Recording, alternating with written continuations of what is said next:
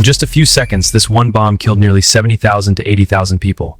Eventually, the death toll exceeded hundreds of thousands. Just 3 days later, on August 9th, another bomb was dropped on Nagasaki.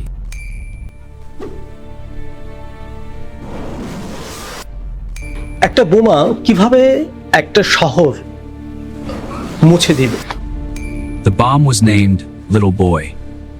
What happened next is almost impossible to put into words. 1945 সালে August, পৃথিবী August 1945. The world was still trapped in the final hours of World War II. People could imagine that the most imagined human hit. তখনও ডুবে আছে দ্বিতীয় বিশ্বযুদ্ধের শেষ প্রহরে। মানুষ ভাবছিল যুদ্ধ শেষ হওয়ার পথে, কিন্তু কেউ কল্পনাও করতে পারেনি মানব ইতিহাসের সবচেয়ে ভয়াবহ অস্ত্রটি ব্যবহার করা হয়েছে। Going to school or opening their shops.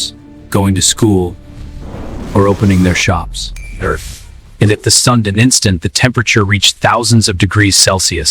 Buildings, trees, and streets began to melt away. 6 August সকাল, জাপানের শান্ত শহর হিরোশিমা। মানুষ তাদের প্রতিদিনের কাজ শুরু করেছে। কেউ স্কুলে যাচ্ছে, কেউ অফিসে, কেউ বা দোকান খুলছে।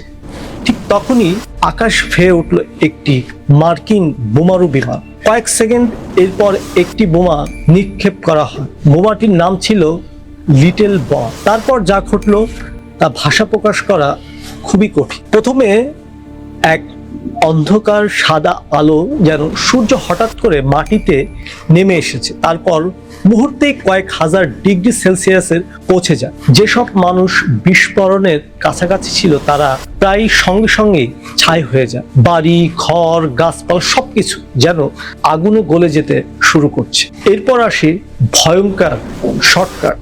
কয়েক কিলোমিটার পর্যন্ত সবকিছু ধ্বংস হয়ে যায়। ইটের দেওয়াল উড়ে যায়, কংক্রিট ভেঙে পড়ে। পুরো শহর যেন এক মুহূর্তেই ধ্বংসস্তূপে পরিণত হয়।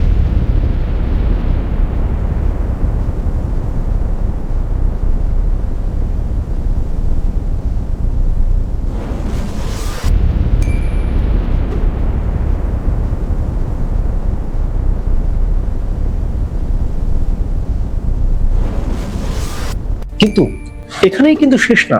সবচেয়ে ভয়ঙ্কর ছিল রেডিয়েশন, অদৃশ্য এক বিষ। বেঁচে গিয়েছিলেন তারা ধীরে ধীরে অসুস্থ হতে শুরু করে, চুল পড়ে যায়, ত্বক পড়ে যায়, শরীর ভেঙে পড়ে।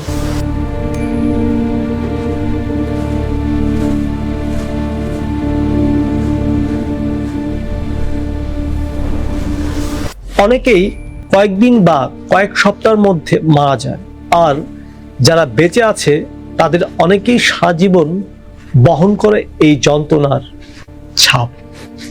এই একটি বোমা মাত্র কয়েক সেকেন্ড হিরোশিমার প্রায় 70 থেকে 80,000 মানুষকে হত্যা করে।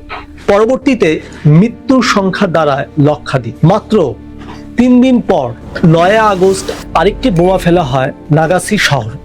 বিশ্ব তখন বুঝতে পারে মানবজাতি এমন এক অস্ত্র তৈরি করেছে যা পুরো সভ্যতাকে মুছে ফেলে দিতে পারে। এই ঘটনাটি শুধু একটি শহরের ধ্বংস নয়, বরং একটি বড় প্রশ্ন তুলে দেয়: মানুষ কি তার নিজের তৈরি শক্তিকে নিয়ন্ত্রণ করতে পারবে?